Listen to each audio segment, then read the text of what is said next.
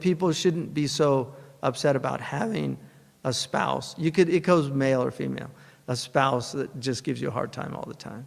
Because he said, actually, there's a lot of benefits to that mar'a nakidiyya. He said, one, you're always doing dhikr. Because you're like, la hawla wa la quwwata illa billah. Inna lillahi wa inna ilayhi raji'un.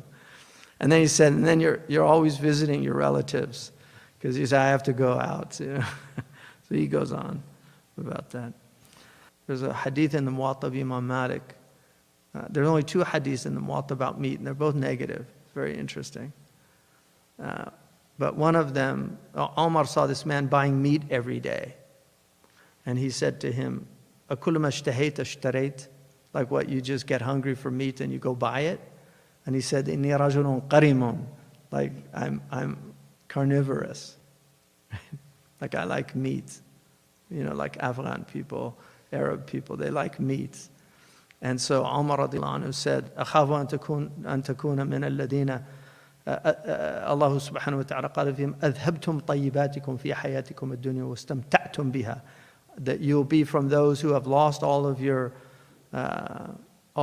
blessings in this world and enjoyed them here, so you don't get them in after. So there's something in the pre-modern world called sumptuary laws, which are very interesting.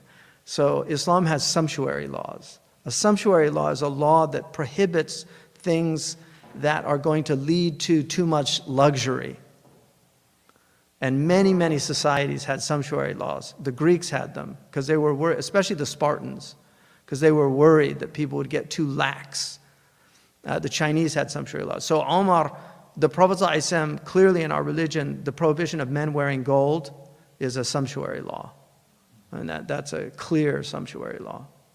But Omar had sumptuary laws. So he prohibited eating meat every day in Medina when he was caliph. He said you could eat it every other day.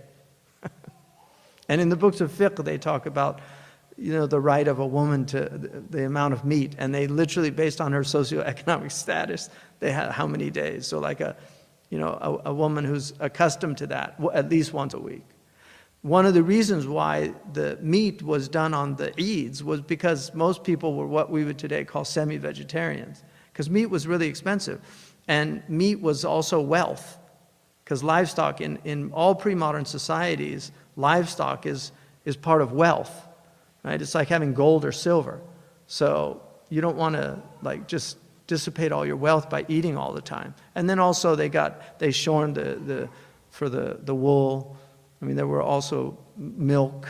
There's other uses why they wouldn't eat meat, right? So he's saying it's the qarmun muhtalimun is like a stud in heat. And that's what it means. So qarm is like a fahal that yutrak lil-dirab. So it's only used to like these stud farms where they have stallions that are only used to basically produce fine animals. Oh, sab'un thakilun, or like a predatory animal that's lost its offspring. Like you never want to mess with. If you kill the offspring of a bear in front of that bear, yeah, you better have 2 bullets because an animal that loses its offspring, it's very angry. فَيَحْتَاجُ أَنْ يُسَكِّنَهُ دَائِمًا فَيَحْتَمِي بِهِ وَمِنْهُ. So he has to always be calming it down and to guard himself with it, from it. Both with it and from it. Because the quwwa ghadabiyya, he's using this for the example of the quwwa ghadabiyya, you need it for both. Right? It's going to guard you, but you have to guard yourself against it because it's dangerous. فَهُوَ مَعَهُ كَمَا قِيلَ رَاكِبُ الْأَسَدِ يَهَابُهُ النَّاسِ وَهُوَ فِي نَفْسِهِ أَحْيَبُ. The beautiful saying. So the man who's riding the lion, everybody's in fear of him, but he's the one that's most in fear because he's on the lion. And he knows how dangerous it is. So you have this in the Asian tradition, the Taoist tradition, the idea of, leave mountain, embrace tiger, return to mountain. That's about conquering the soul. So the soul is used in some of the Asian traditions. as the idea of, this is the nafs that you have to tame, like the lion tamer. You have to tame the lion. So he's saying you can ride it, your soul, but you should, and people will be amazed at it, but you should always be fearful of it because you never know when it's going to rear its head. You just don't know. And you can't trust it. I mean, Abu Bakr said, if I had 1 foot in Jannah and 1 foot outside, I still wouldn't feel safe until both were firmly planted. And, Ibn Mas'ud said, من كان يستن فليستن بالميت فإن الحي لا تؤمن عواقبه. Whoever wants to take a sunnah from dead people. Don't take it from the living, because the living are still under examination. Right? The living are still under examination. So it doesn't matter who. I mean, we've had people, notable people, that left Islam, right? People that were teaching and people learned from them, and then they just left Islam. So nobody,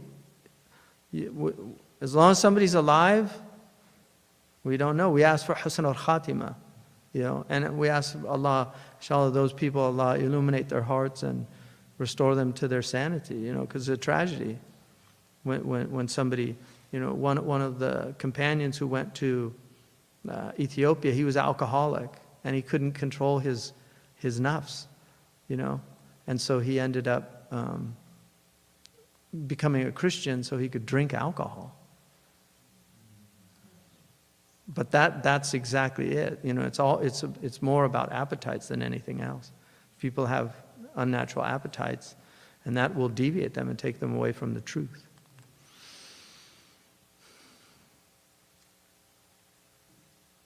So the third عن يساره هو الذي يأتيه بالمطعم والمشرب لكنه أرعن ملق قذر شبق كأنه خنزير أجيع فأرسل في جلة يأتيه أحيانا بأطعمة هنية وأحيانا بأطعمة خبيثة فيكرهه على تناولها فهو يحتاج أن يصابرهم حتى يقطع سفره فيبلغ أرضا مقدسة يشرق فيها النور وتشرب فيها النعجة والذئب من حوض واحد فيأمن فيها بوائقهم. So the third one is on his left.